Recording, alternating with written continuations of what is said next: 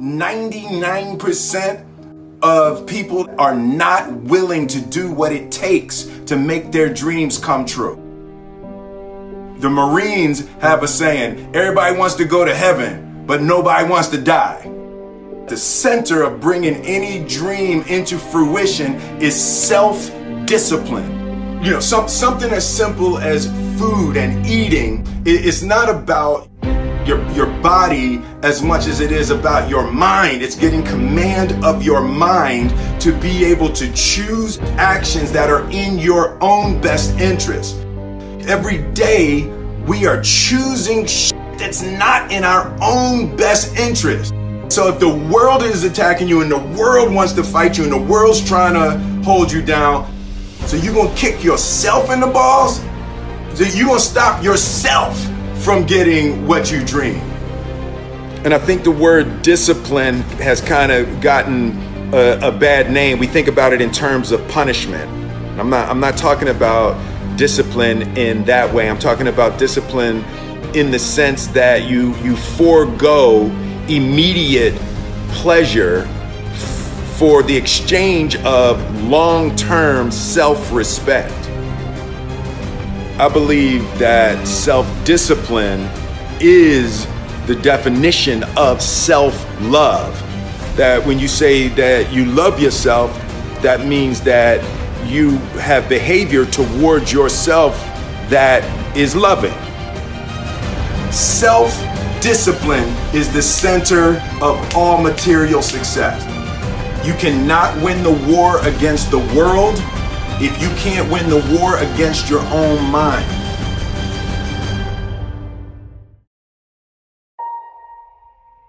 Self-love is when you say to yourself, oh man, look, I know you and that girl got a real connection. I know y'all vibe, but that's your girl's cousin. So I love you too much to let you do that.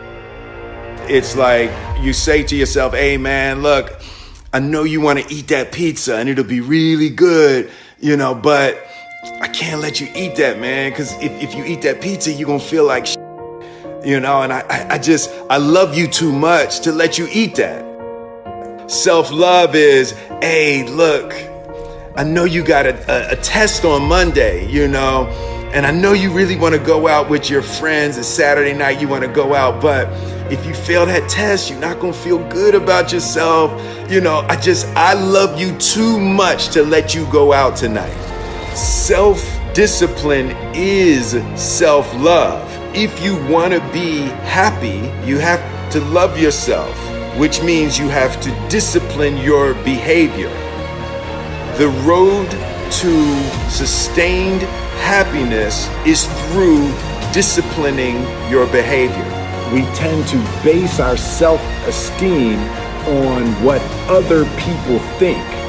And that's not really self-esteem. Self-esteem is supposed to be how we feel about ourselves. And I was just saying how dangerous it is to allow other people to determine how you're going to feel about you.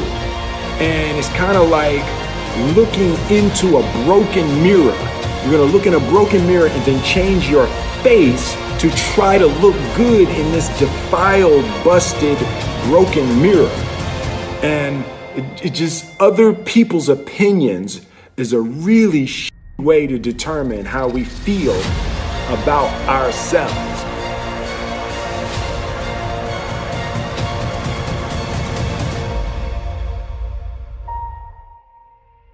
It don't matter whose fault it is that something is broken if it's your responsibility to fix it. For example, it's not somebody's fault if their father was an abusive alcoholic, but it's for damn sure their responsibility to figure out how they're going to deal with those traumas and try to make a life out of it. It's not your fault if your partner cheated and ruined your marriage, but it is for damn sure your responsibility to figure out how to take that pain and how to overcome that and build a happy life for yourself. Fault and responsibility do not go together. It sucks, but they don't. When something is somebody's fault, We want them to suffer. We want them punished. We want them to pay. And we want it to be their responsibility to fix it. But that's not how it works, especially when it's your heart. Your heart, your life, your happiness is your responsibility and your responsibility alone. As long as we're pointing the finger and stuck in whose fault something is, we're jammed and trapped into victim mode. When you're in victim mode, you are stuck in suffering. The road to power is in taking responsibility. Your heart, your life, your happiness is your responsibility and your responsibility alone. You can make a person smile, you can make a person feel good, you can make a person laugh, but whether or not a person is happy is deeply and totally and utterly out of your control. The prerequisite for spending time with any person is that they nourish and inspire you. They feed your flame. Look at your last 5 text messages. Are those people feeding your flames or dousing your fire? Put your phone down for just a second and look around. Look to the people around you. Are those people throwing logs on your fire or are they pissing on it? I want my life, I want my work, my family, I want it to mean something. And it's like if you are not making someone else's life better, then you're wasting your time. The separation of talent and skill is one of the greatest misunderstood concepts for people who are trying to excel, who have dreams, that want to do things. Talent you have naturally. Skill is only developed by hours and hours and hours of beating on your craft. You don't try to build a wall. You don't set out to build a wall. You don't say, I'm going to build the biggest, baddest, greatest wall that's ever been built. You don't start there. You say, I'm going to lay this brick as perfectly as a brick can be laid.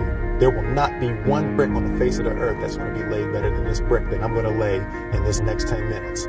And you do that every single day. And soon you have a wall. And soon you have a wall. And I think psychologically, the advantage that gives me over a lot of people that I have been in competition with in different situations is it's difficult to take the first step when you look how big the task is.